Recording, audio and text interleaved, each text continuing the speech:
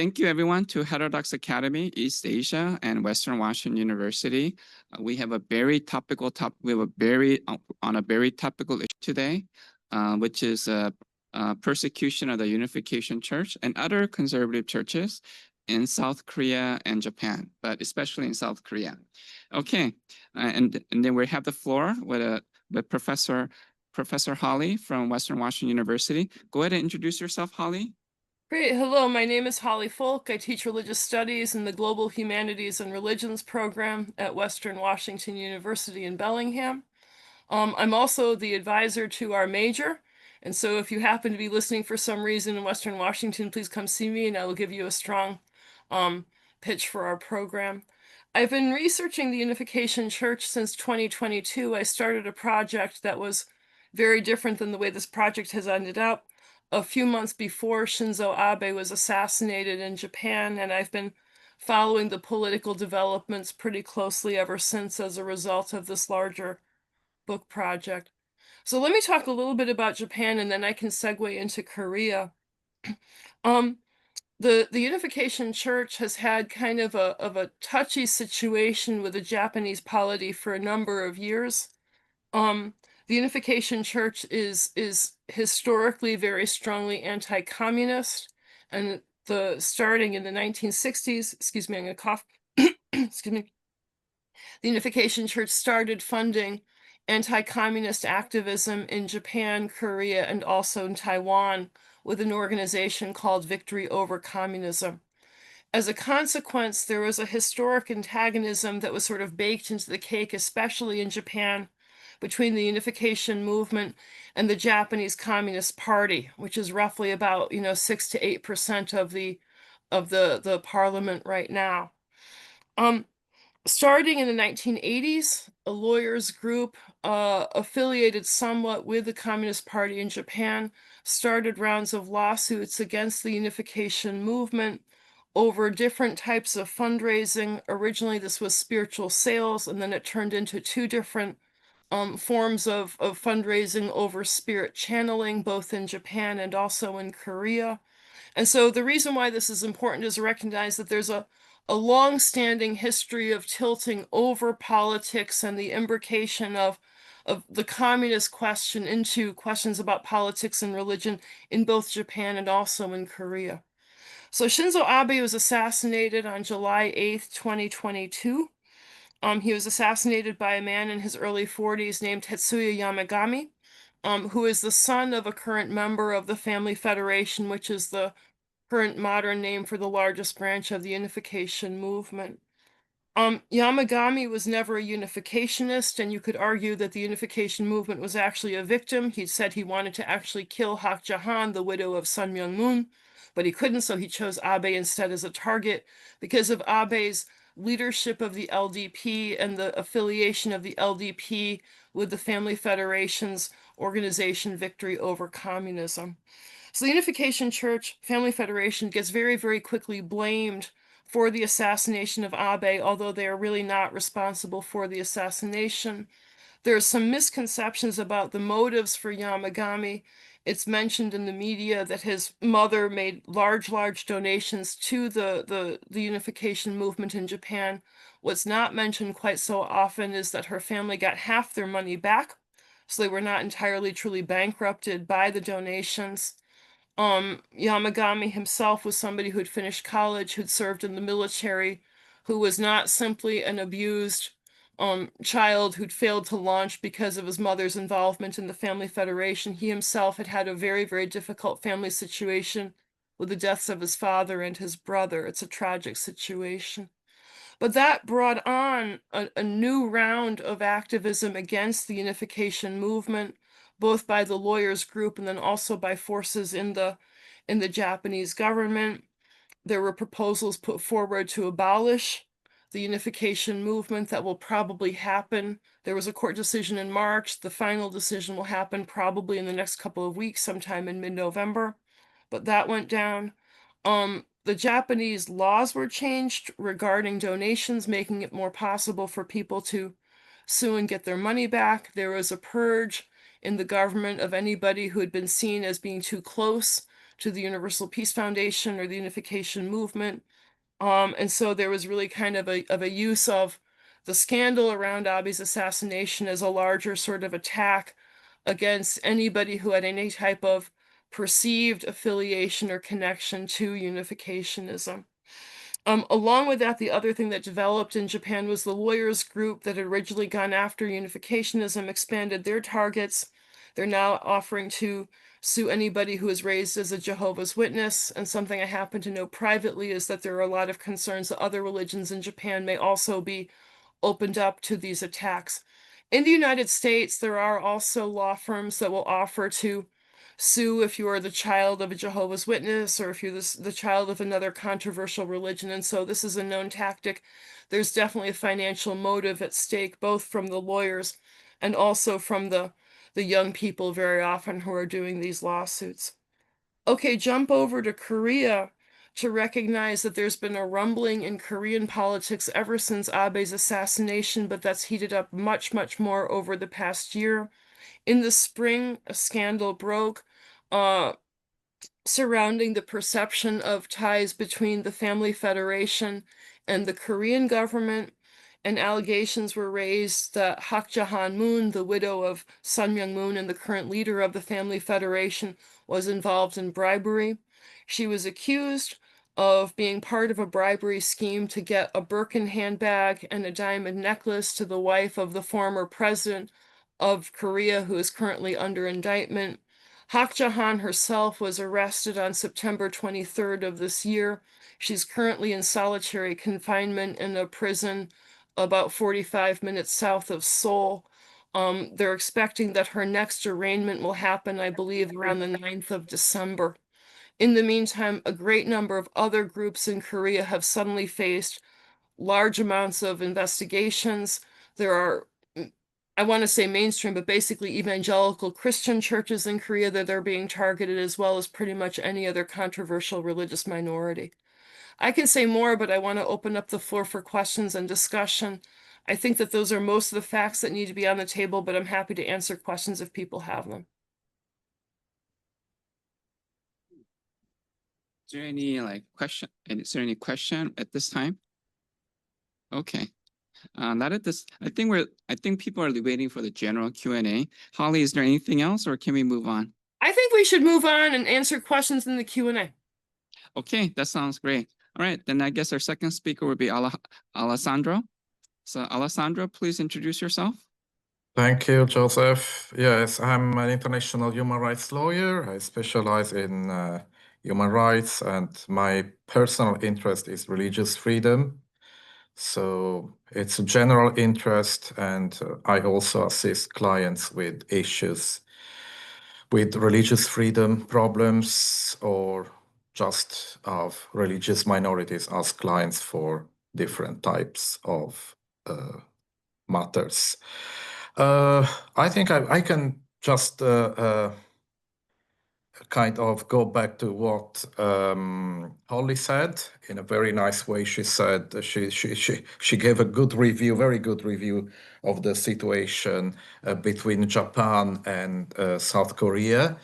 What we understand from the situation happening currently in Japan, where the situation for the unification of church is very bad, and South Korea, is that what is really at risk in that area and in those democratic countries is really religious freedom. So religious freedom, which is a fundamental right that everyone can enjoy, is at risk.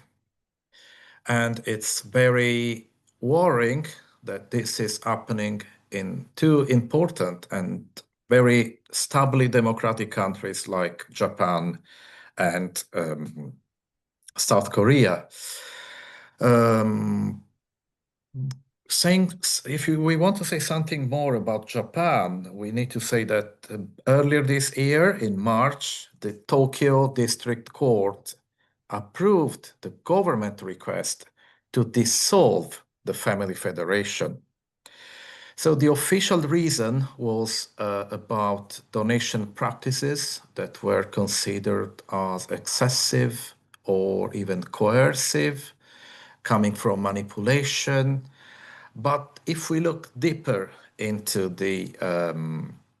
this matter, especially through the reports made by Peter Winter, which I invite everyone who is interested in the topic to study, read, and review, it's clear that this action by the government was not just about protecting vulnerable members of the Family Federation.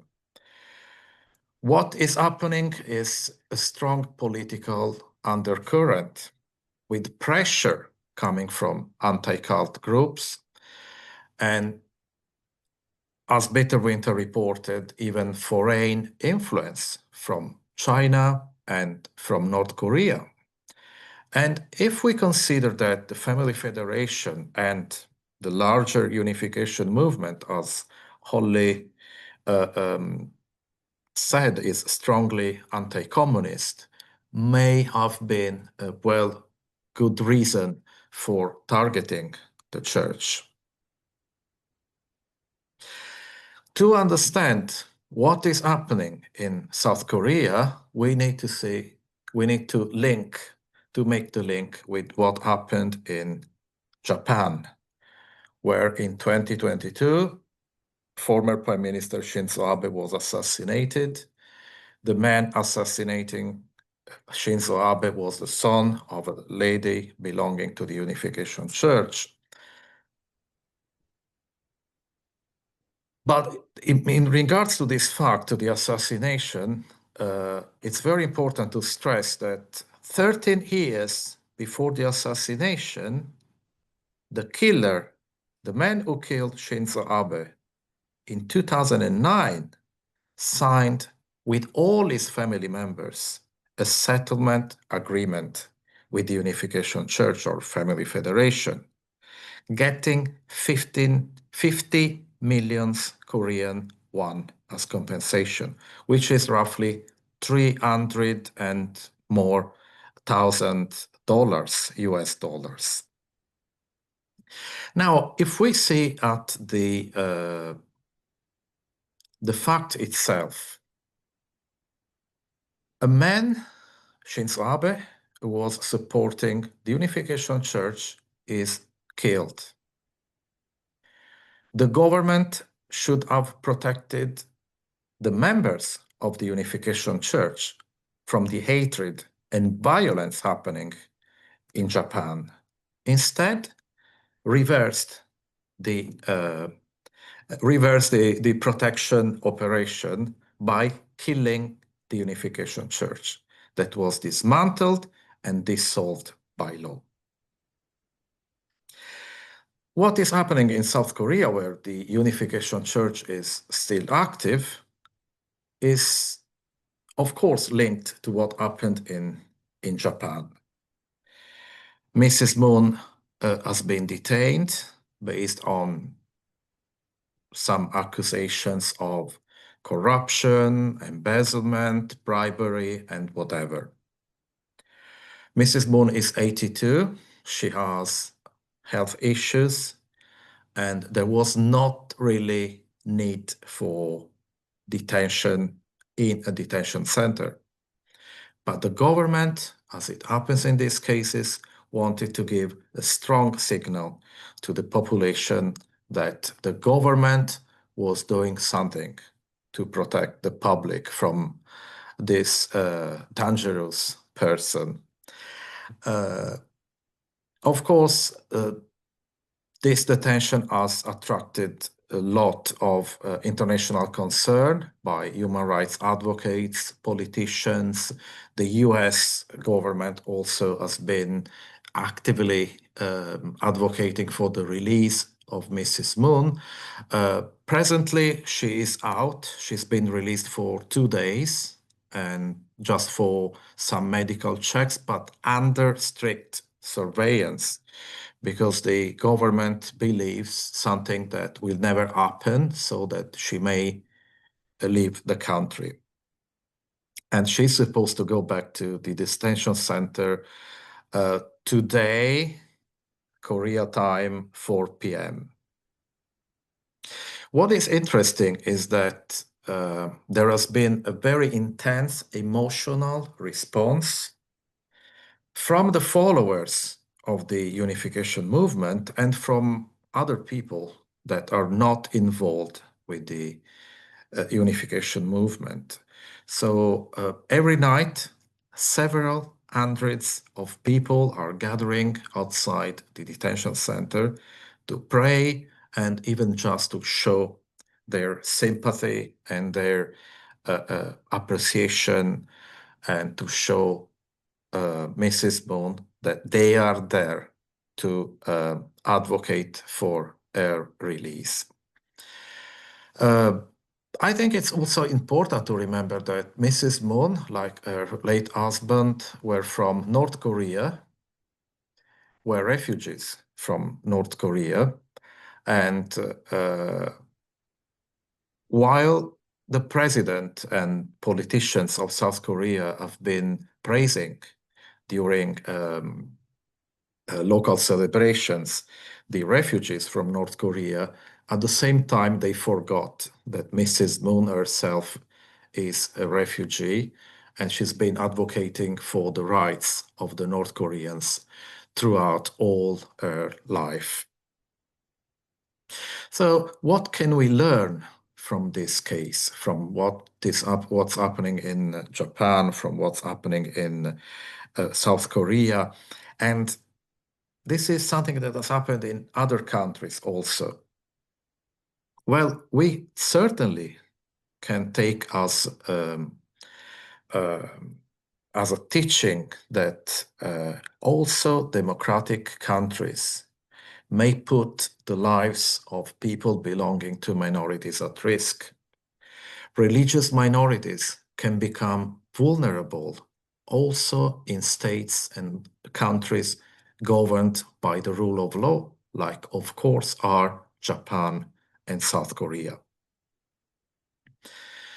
This also shows that politics can damage religious communities when political interests are involved.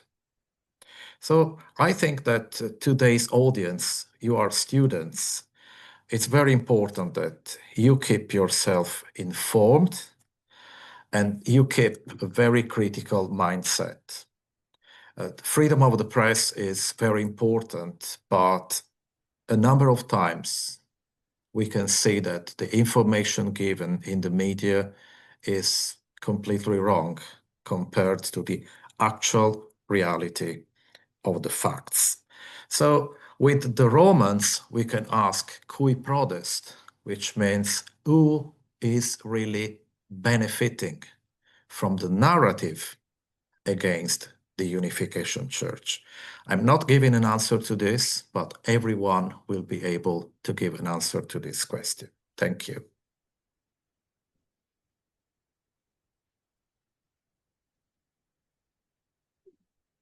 Thank you. And then our final speaker will be John. Go ahead, John, introduce yourself. Thank you very much, Joseph, and thank you, Holly and Alessandro, for all of your great comments so far to recap a lot of what's happened and give me some more things to work off of in my commentary. I'm John Grisafi. I am a postdoctoral fellow at the University of Michigan on a Korea Foundation Fellowship this year.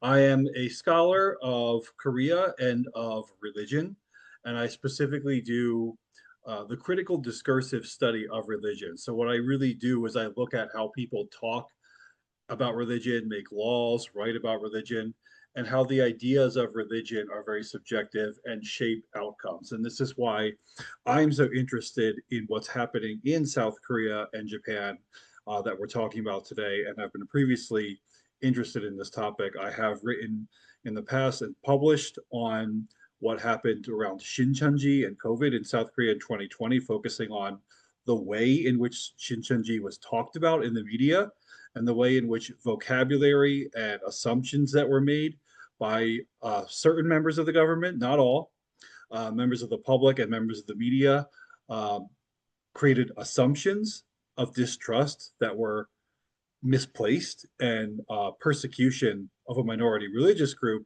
and actual false data that was not false data, but misleading data because of the imbalance in how it was collected and prioritized. And first, I just want to say I want to echo some of the comments that have been made already by Holly and Alessandro about, for example, freedom of the press, absolutely very important. We should have as many viewpoints as possible, the freedom to say what we want. But just like any, like vigilance is the watchword when you have freedom. You need to be responsible consumers of information and learn to ask questions and don't take for granted anything anyone says, especially when it is negative and pejorative.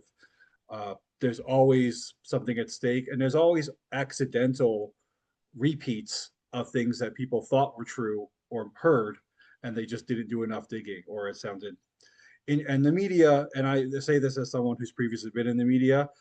There's a need to make an interesting story, and sometimes we, the media, can go a little too far with that and make something sound a little too juicy. What So let me see where I want to talk a little about precedent first, and say what's happening in South Korea and Japan is not unprecedented. There's been a long history ever since the idea, the modern concept of religion entered into the vocabularies in Korean and Japanese in the 1870s and 1880s. The words Chongyo in Korean, Shukyo in Japanese. Likewise, terminology was created to label things that looked like religion, but allegedly were not religion. Pseudo-religion is the common translation, and this term was created in Japanese, Riji Shukyo, translated into Korean as Yusa Jongyo, but is now referred to in Korean as Saibi Jongyo. And this functions a lot like the idea of cult in English. And this is not an objective category. This is this artificial concept that tries to differentiate between real or good religion and fake or bad religion. And the reality is it obscures critical thinking, critical analysis of what's going on. All the major religions have negative aspects to them. It doesn't mean that they're bad. It just means that, like all human endeavors, all human organizations, because they're done by human beings, there are flaws. The same thing of these minority religions. They're not inherently bad.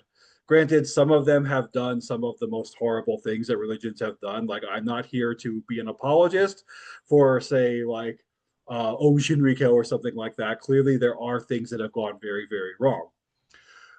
However, those things that have gone wrong and then the labeling of like cult or pseudo religion makes people assume that things about groups that cannot and should not be assumed. And in South Korea, there's also been a history in the contemporary era for the politics of religion, and this particularly with Lee Jae-myung and with his party, going all the way back at least as far, I'm sure much further actually, to 2016 when Park Geun-hye was president, and there was this false claim that her advisor was a shaman. She was never recognized by any other shaman as being a shaman. Only she herself, and I don't think she herself claimed to be a shaman. The religious organization she claimed to be pretty much everything but shamanism. Yet she was called a shaman, and then the leader of the opposition party at the time, Chu Mie, came out and claimed, again falsely, that the government at the time was a terrifying theocracy. It was not a theocracy. There's actually no way shamanism could create a theocracy because shamanism doesn't even have doctrine. like, like it doesn't make sense. Nonetheless, like we know what happened from that. And then 4 years later, 2020, what happens? COVID. Who gets blamed? Shin Chun-ji. Again, the victim, or not again, I guess we're going backward in time. The victim got blamed. Shin Chun-ji got hit by COVID and got infected. They took the brunt of the infection. The justice minister at the time, Chu Mie, again, she authorized what she admitted herself were legally unprecedented raids on religious facilities because public opinion was in favor of it. Public opinion was in favor of it because the media and everyone else assumed that, well, this is a Saibi Jongo, this is a heretical group, therefore they're lying and they're doing something shady. No evidence was ever found to back any of that up. In fact, I'm blanking on his name right now. Kim Kyung Leap, that was his name. The head of public health at the time actually came out and said, by the way, the data is skewed. He said the data shows a lot of people from Shincheonji being infected, but he said that's because we wrongly tested a whole bunch of all the Shincheonji people in the entire country. And if you look at the data the right way, it shows that they're not infected at any higher rate than anybody else, except in Daegu, and they're not exceptional in Daegu either. At the same time, then governor of Gyeonggi province, Lee Jae-myung, decided that he was going to participate in a police raid of the Shincheonji headquarters in Gwancheon. He went with them, tweeted it, bragged about it being a 007 style operation, and used it to do exactly what Holly said was also going on more recently, is that there's this attempt to make yourself look, or no, it's Alexandra said this, by much like with the confinement of Hanakcha, it's an attempt to show the public that you're doing something. In short, it's populism. It's political grandstanding. It's making an enemy out of an already unpopular group and claiming that they're the aggressors when they're actually the victims, much like what happened in Japan with the Unification Church and the assassination. Rather than being sympathetic toward the Unification Church, people started to blame the Unification Church and to a lesser extent Koreans in Japan, another marginal minority group, for somehow being responsible for the assassination of Shinzo Abe. But really, we need to be careful with this. And it's not to say that maybe there wasn't some sort of corruption. Maybe a bribes did happen. I'm not saying bribes didn't happen. What I'm saying is we need to differentiate between carrying out legal actions, legal investigations properly, and using marginal religion as sort of this boogeyman. In part because even if the leaders did something wrong, you have all of these innocent people who are members of Shincheonji, the Unification Church, the Yoido Full Gospel Church, these evangelical churches. They didn't do anything to anybody, as far as we know. At least not, innocent until proven guilty is a concept in most democratic countries. And when you start to say, oh, the problem is the Unification Church, the problem is Shincheonji, then it becomes persecution, it becomes prejudice, it becomes marginalization. It is not something that we should be practicing in any democratic liberal society. We should separate the crimes of individuals from the way we treat entire groups of people based on their identity. Another thing that's been coming up in South Korea recently is, although they actually keep dropping this as a legal issue, I think that's very telling, but they still keep talking about it, is this idea, well, these groups did something wrong, these evangelical churches mobilized their supporters and, all came out and voted for the conservatives. Well, yeah, they typically do align with the conservatives, and anti-communism is part of that. But of course they're going to vote that way. Like, that's how they vote. And this idea that somehow if a group of people are religious, that shouldn't affect how they deal with politics is, to be quite honest, ludicrous. Like, why should someone keep their personal beliefs out of politics? What is politics but personal beliefs? And guess what? Politics doesn't stay out of religion. I mean, how do we even do that? What isn't politics? So the idea that say, well, they can't mobilize because they're self to vote as a voting bloc because they're a religious grouping is really just a way to say they can't vote against us. So really, to echo the previous remarks that Holly and Alessandra made, is like, be responsible in thinking about what's being said, who's saying it, and why they're saying it. Don't take for granted that someone says this group is bad, this religion is bad. That's always too simple, and it's dangerous. This sounds great. Thank you, John. Holly, you had a comment? I have a couple of additional observations if we're specifically talking about politics and religion in Korea and Japan. And one observation would be that in some ways, East Asian countries have freedom of religion. In some ways, the principles in these three countries conform to the international norms that we see in places like the United States and Canada and other democracies. But it seems to me that on a cultural level, in Korea, Japan, and Taiwan, the nuts and bolts of church and state get worked out a little bit differently than in the West in one specific way. And that is that when there's an election or there's a transfer in power, there's very often a retaliation against the groups that are perceived to have supported the losing candidate. And so in that sense, it's not to say that religions in both the East and the West, I mean, yes, people are going to vote their political priorities, and you know that there's very often a matchup between your cultural ideas and your political decisions. But the thing in these East Asian countries that I see is that there's a more direct line sometimes between the pastor or an NGO or something that the religious organization is itself involved in, so that when there's a change in political fortune, the religions look like much more visible targets, and that creates messy situations for human rights. And then the other piece, I will confess, I wish I understood more of, and John, this is something for you to actually try to research and sort out. The Family Federation is a complicated organization because it's not one organization. The Unification Church isn't one organization. It's a bunch of different organizations and associations and businesses and stuff under a conceptual, unifier, namely the Unification Movement's theology. But at the same time, now I'm forgetting what I was going to say. Oh, I know what I was going to say. That there are pieces of the leadership structure that are difficult for even members of the Unification Movement to fully understand. And so if you're in the United States, Americans are often very unaware of how the politics are happening in Korea. Koreans don't necessarily understand everything about the church in Japan.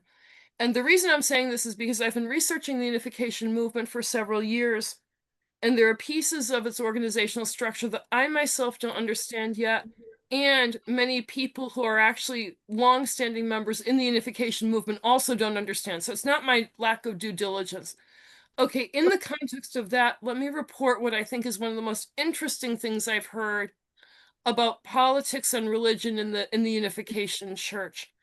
And that is that it is very obvious that the Unification Movement is anti-communist. That's been known for decades. But what's less understood is the factions within the leadership of the Unification Movement.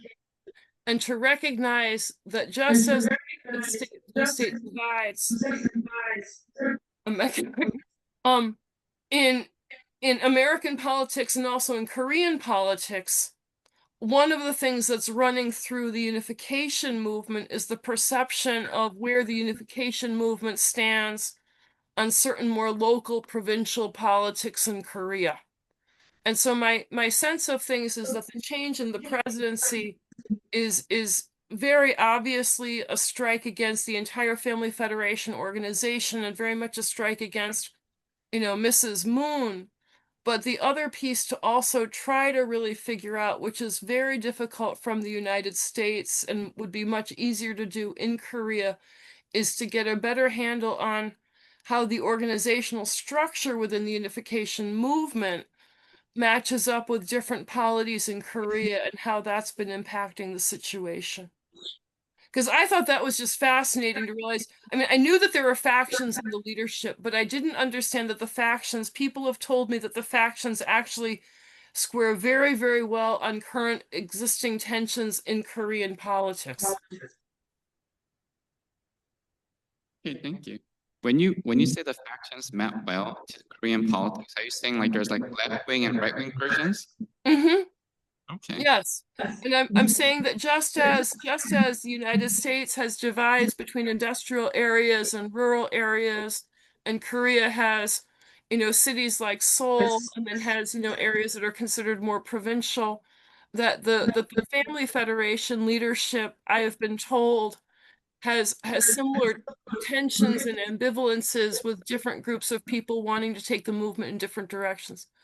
One thing I do know that I think that really does need to be understood by Westerners, and is probably easier for people in Asia to get a handle on, is the perception in the West that when we're talking about the unification movement, we're talking about a bunch of hippies who joined a cult in the 1970s. And what I really see is more important is to understand that the unification movement is very much a Korean religion.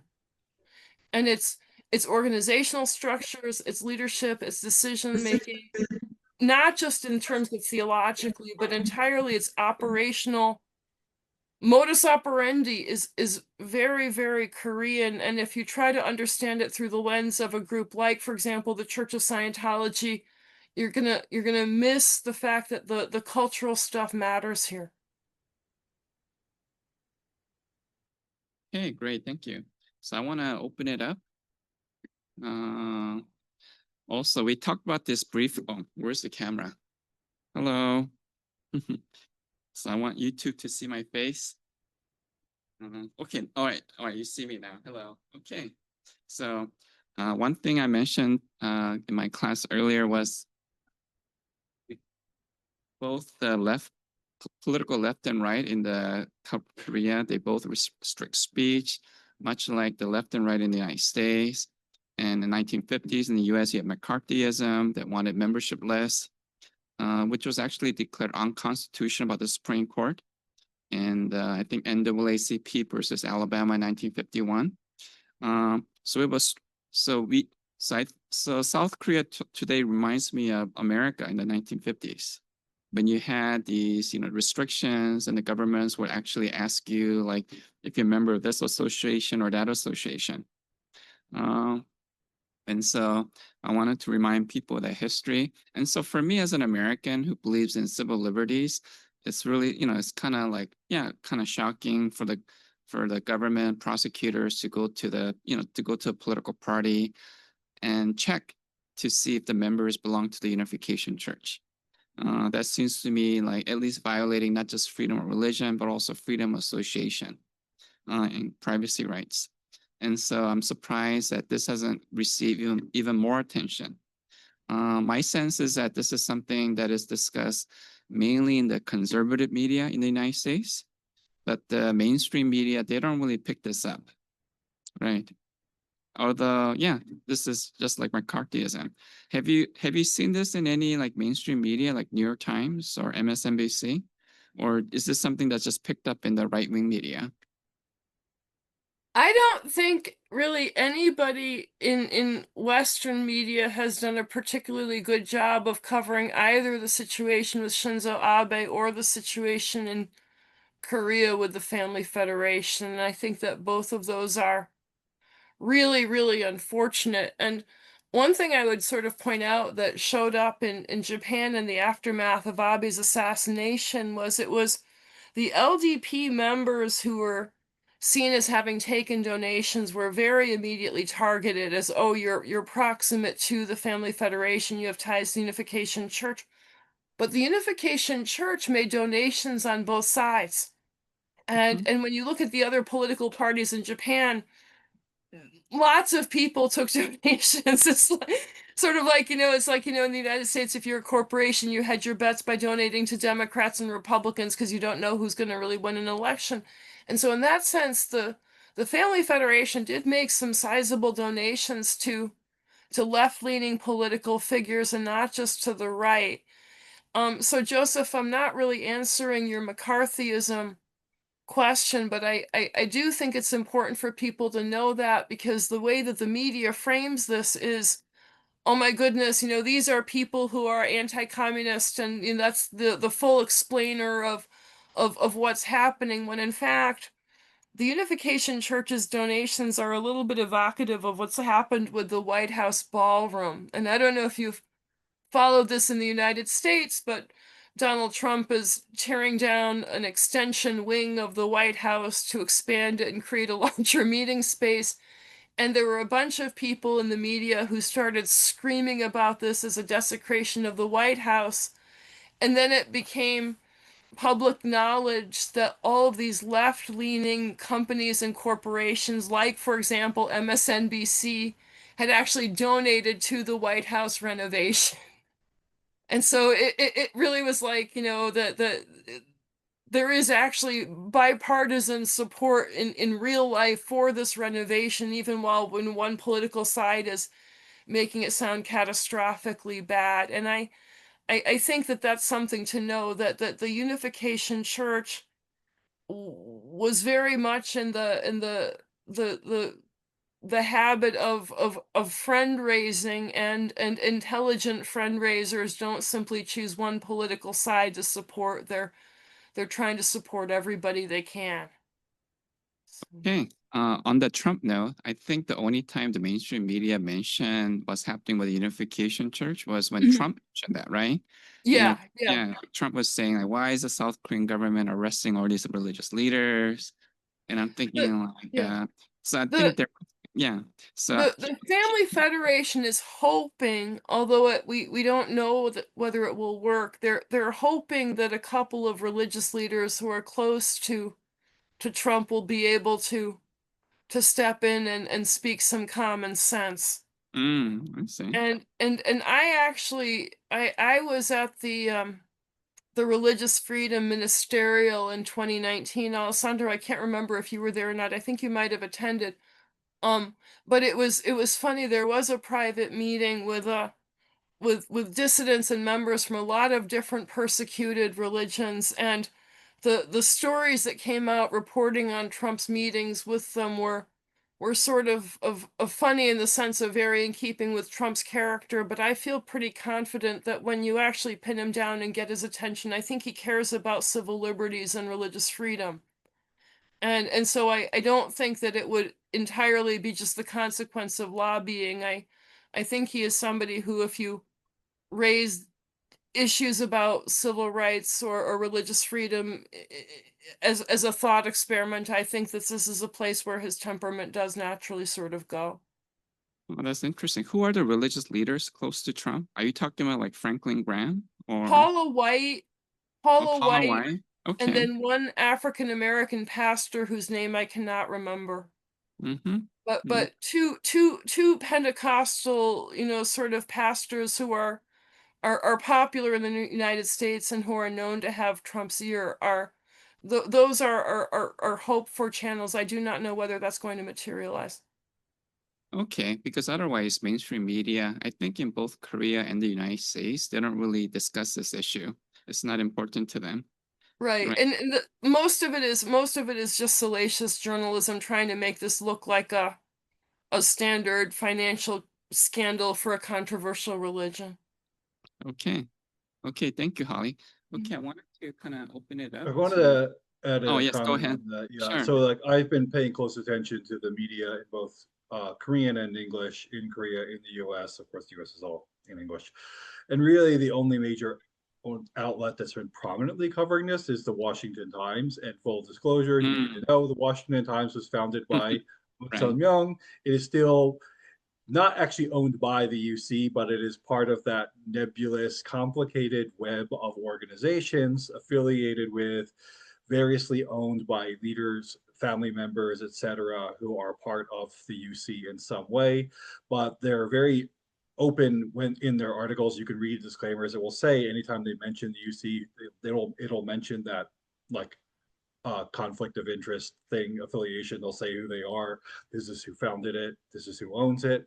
Uh, Really, the only prominent figures talking about this in the U.S. right now are Trump, Newt Gingrich, and Mike Pompeo, which I think is both like a good and a bad thing, because it's great that somebody's talking about. The problem is it gets assumed to be a partisan issue, and Trump and Gingrich can't help themselves but link it to American issues, which then makes it seem like if they're not really talking about Korea, they're talking about America.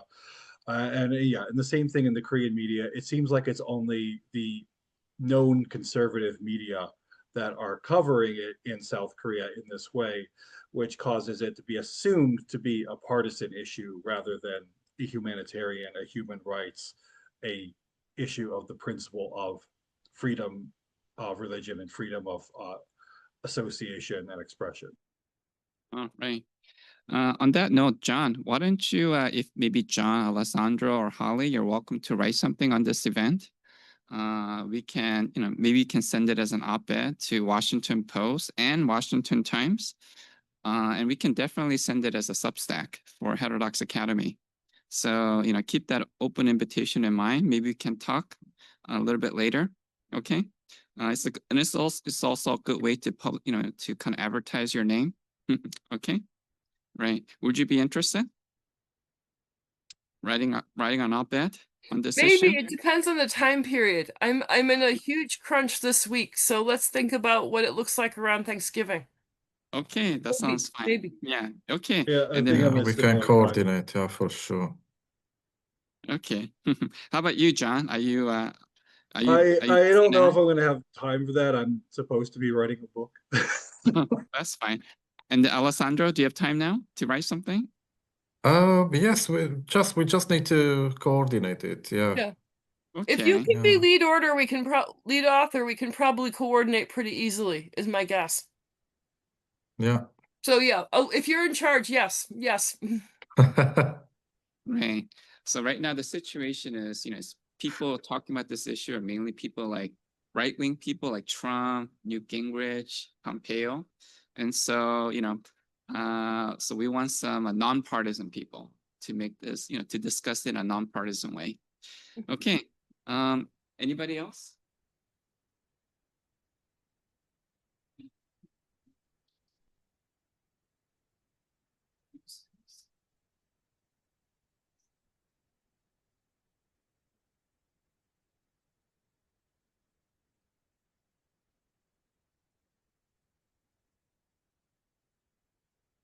Oh, hi, my name's Megan. I'm a student here at Hanyang. I just had a question. Like a lot of people, I think, will kind of write off some of the things, especially with the Unification Church, as kind of a cult or like pseudo religion, and more like mainstream people who ascribe to mainstream religions like Christianity or Muslims might not really see how this affects religious freedom and affects them personally. So they might not really see the importance in being interested or having awareness about it. So kind of what would you say to that? And like, how would you maybe relate this to a more general population, more like general, like non-religious and religious people, and how this affects kind of everybody on a like bigger scale for any of the guest speakers? Yes, go ahead, Holly. I'll answer this. I get hit with this question all the time, and here is my theory. Can you hear me? Yes. My read of it is that if you look at countries where there is religious repression, in every country where we see religious repression, we see two patterns. That the first groups that are targeted are the groups that are unpopular, where there's some amount of sort of support for or tolerance for persecution in the country, in the culture. In other words, if you want to change laws on religion, you start with groups where it's like, oh, let them get it, they deserve it. Who really cares about the Unification Church? Who cares about the Church of Scientology? Who cares about the Jehovah's Witnesses? They're cults. I don't care. They're doing something terrible. They need to be regulated, whatever. So in other words, the camel gets its nose into the tent by claiming to only be looking at groups that are truly dangerous or truly unpopular. But the next two things that happen almost invariably are pushes to regulate more established religions, to sort of say, well, we see something that's harmful in religion in general, about the relationship between religion and its effect on children, for example. And then you also see secular activists also being targeted. And so if you think about countries where religious repression is real, Russia, Belarus, Iran, China, we're talking about countries where, yes, the Unification Church is targeted, other unpopular religious minorities are targeted, but also mainstream religions are facing a hard time, and secular activism also really gets kind of persecuted. And so in that sense, what I say to people all the time is you have to recognize that unpopular religious minorities are only part of the current situation that free society is having to fight for. And if you care about freedom in general, you have to care about the groups that are frequently, the front line of the battle, where the battle is your own freedom too. So that's what I say. Yeah, can I add to that too? Like, absolutely 100% agree with everything Holly said. It starts with the groups who are already marginalized and controversial and unpopular so they can get popular weight behind the force of uh, the media, like, and the government to use to weaponize the law and just social stigma against these groups, and then they move from there. This isn't a hypothetical in Korea. We already see. Massimo Intervine pointed this out in one of his great articles in Bitter Winter about what's going on now. Ironically, the right-wing evangelical Protestant churches, who have for many decades, have been the ones trying to delegitimize groups like Shincheonji and Unification Church, are now being targeted alongside the Unification Church by the current, under the same premises, the claims that they're doing the same things. This is the most influential, politically and financially influential religious body in Korea, the Protestant establishment. Like, if they can be hit, anyone can be hit. And it's never just about religion, because when people go after religion, they don't say we're going after them because they're religion, because they have this notion of religious freedom. Even North Korea has the notion of religious freedom in their constitution. They don't say they're targeting something because it's religion. They say, well, it's not really a religion, or it's something else they're doing it that they're doing wrong, and they take them out. And back 5 years ago in South Korea, this in 2020, under Shincheonji, the government requested and got member lists for the entire membership of Shincheonji based solely on religious affiliation. This did not only include full people who recognize themselves as members as living in South Korea, but people who are trainees who hadn't fully committed to the church, and members who lived in other countries and had never set foot in South Korea and had no connection to South Korea whatsoever. The South Korean government got their personal information and used it to track down every single member of a religious group in a country and force them to be tested. How is that legal anywhere? And then and most people were actually fine with it until the exact same tactic was used against the LGBT community in Seoul after a nightclub in Itaewon had an outbreak. And then a little bit later, a city in, I think it was like Jinhae or somewhere around the Jinhae area, had one foreign kid in one school test positive for COVID. And rather than testing the kids they had contact with, they just tested every foreign kid in the entire city without consent. All because this was established as a precedent when it happened to Shincheonji. Okay. Nay, you want to say hi? Introduce yourself. Okay, one of Miss Korean students will say hi. Hello. My name is Seongjun, one of Korean students in Hanyang University. Thank you for sharing your thoughts and insight. Korean often consider Unification Church as a cult, but I respect religious freedom. Thank you so much. Okay. And also, is it true that what do most Koreans think about Unification Church? 그거 좀 별로 생각이 없어? 아니면 그냥 나쁘다고 생각해? 저는 그냥 종교적 자유가 있다고 생각을 하는데 대부분 이제 컬트라는 것을 좀 이단적이라고 생각하고 거리감을 느끼긴 합니다. I see. So I personally support religious freedom, but most Koreans consider them idan or cult. And because they're considered a cult, they feel a certain like social distance, 예. right? So their problems are not really my problems. Okay, thank you. 아, 감사합니다. 네, 감사합니다. Okay.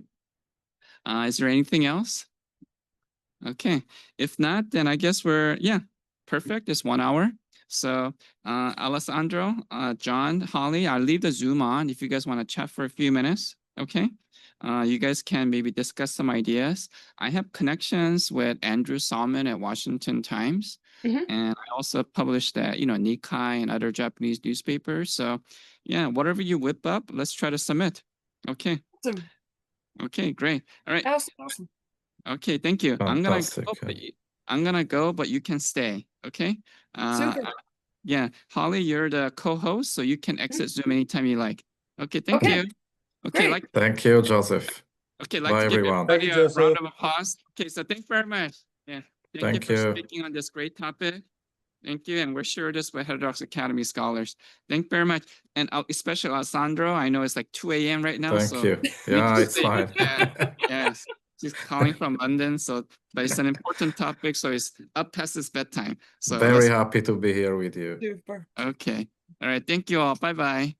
Bye-bye. Thank you.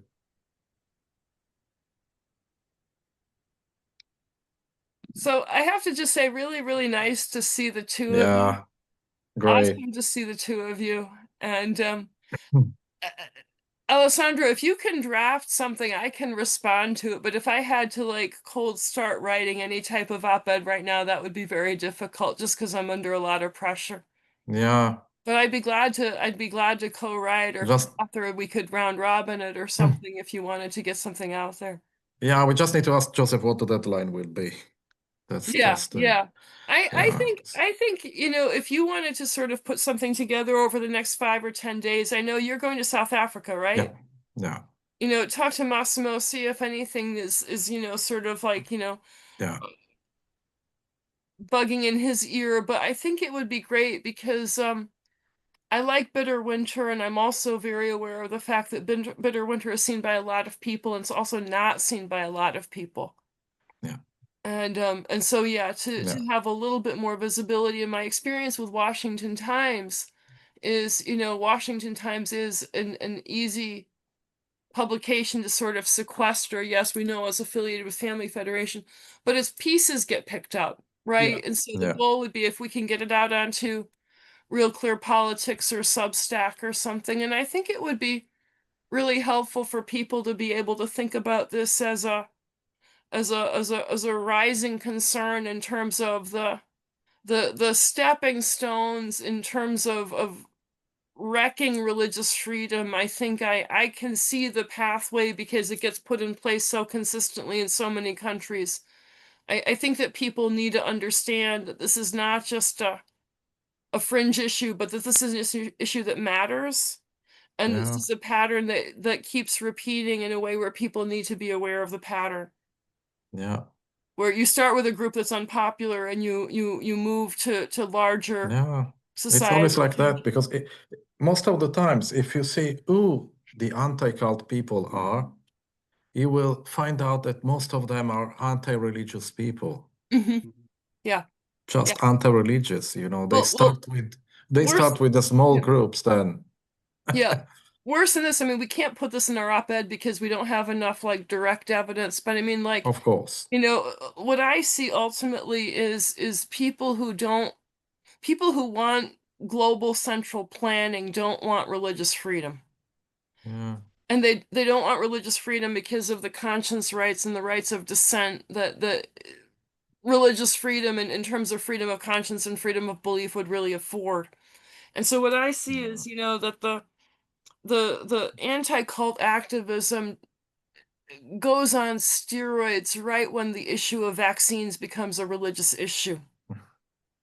And in that sense, what I see is I think that somebody about 6 or 8 years ago decided that conscience rights and the individualism afforded by conscience rights are inconvenient if you want central planning. And so what I see is not just like, who are the anti-cult activists, they're anti-religion people, but the anti-cult activists are very, very often like World Health Organization, World Economic Forum people. They're people like Bill Gates who see a lot of money to be made by by the pushing of certain types of technology, you know, that would bring everything under one rubric.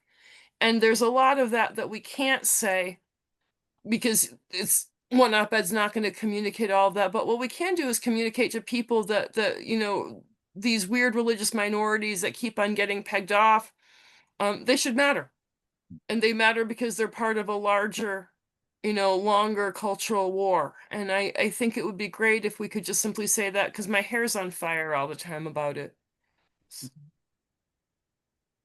Yeah. And John, I'm interested in knowing a little bit more about like where your career agenda is going, and do you have where are you going to be after, like, where are you now? I'm at the University of Michigan, the Nam Center for Korean Studies. I'm on a Nice. 1-year Korea Foundation postdoctoral fellowship. Super. I am applying for jobs. I will hopefully get a tenure track job in Uh-huh. most likely in the teaching of East Asian or Asian religions, depending on exactly where I land. That's most of the jobs I've applied for, and the market is fairly decent for that this year, as you know, as decent as anything ever is in what we do. Korean studies in general, like as far as just Korean studies jobs, is actually pretty weak this year. Mm-hmm. There's only one I've been able to apply for because the other ones were require being further along in your career. Mm-hmm. And Where are you applying for Korean studies? Who has a Korean studies job open? Binghamton, that's it. Oh, nice. Well, Princeton, but Princeton is one of the ones, it's out of my reach because it's associate or full Oh, that's too bad. professor. You have That's to already, if they're advertising for associate or full, they almost definitely have an internal candidate. yeah, well, no, not internal, because there would be no need to hire them if they're No, internal. they would still advertise. Well, no, like they would already have them there. They just give them tenure. There's no need to So do the hire at all. my guess is that they probably know who they want to bring. Yeah, they probably have one or two people in mind. They just want to Yeah. see who's out there, but it wouldn't be internal because it's Right. if at associate or full Yeah. level. Yeah, that's most likely, that one is just not available to me. Binghamton's the only one that has like an assistant professor job in Korean studies, and I applied there, but so did everybody else. But quite a few places are hiring for East Asian religion or kind of Buddhism in East Asia. So like Holy Cross, Toronto, Louisiana State, Sewanee, what was that one? DePaul in Indiana. They're all hiring in that area. I think Minnesota was hiring for Buddhism specifically, which is a little bit of the Buddhism specific ones are kind of a stretch for me. I just have to leverage the fact that my advisor is a well-known Buddhologist and let them think what they want. Yeah.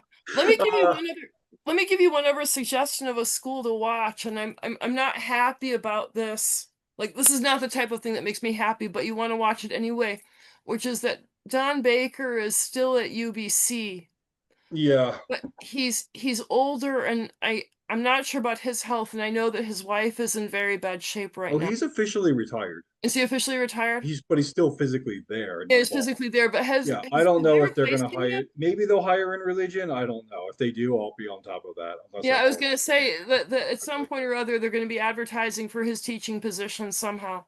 Yeah, and I may or may not be, depending on how things go. There's a good chance I'll be on a fellowship in Korea next year, Okay. which because I've already been offered it. Where do you think you're gonna go? It would be Korea University. Mhm. They've already offered me the fellowship. It's just that if I get a tenure track job and I have to take it right away, I'm obviously taking it. Right. So that's why it's not confirmed yet. Well, my university is in an enormous budget crisis, and we've just discovered another $3 million deficit like a few weeks ago. But I will definitely keep you in mind, you know, because we have a growing East Asian program, and we have robust, you know, course offerings in Asian religion, and we're losing our sinologist who's retiring. And it's funny actually, there's another colleague in my department. We had a faculty meeting a couple days ago, and we were talking about wouldn't it be great to actually at some point be able to add Korea to our teaching roster. That is so far away from a job offer, but it's saying if I could do anything for you, I definitely would. Yeah, I mean, yeah, it would be great if more people were doing that right now and making that push. And It just, it takes time for those things to actually happen, and takes Yeah. money, and it's always the problem. Last question. I'm just curious. What are you working on in terms of your book now? It's been just my dissertation project turning into a book. It's on religion and empire in Korea, specifically the influences of empire and the responses of empire and their role in shaping religion as a concept and a category. So what is religion as an idea, what is not religion, and then how religion relates to the state and to secularity. Damn, now I want to read your dissertation. That's interesting. Yeah. Well, yeah, it's a lot it's revising of what I've already written, especially heavy. We lost you. Yeah, we lost you. John, can you hear us? Gone. I think his phone first. Can you Can hear I- us? Yeah. Back. Yeah. Yeah. Yeah. I think we have to call it because Alessandro, you look like you're going to fall asleep with your Yeah. computer. 2 Yeah. a.m. I need to go. Yeah. Yeah. We love you guys. Behave yourselves. John, are you going to AR? Yep. All right, I'll see you in Boston in about 10 days. right. Alessandro, See you're ya. not going to AR? Or you- No. Yeah. All right. Well, I'll see you in the UK in January, February. Cool. Lovely. Excellent. And we'll be in touch anyway. Perfect. Okay. God Have a bless lovely you guys. day. Have a Goodbye. great Everyone. night. All right. See you. All right, dude, get some sleep.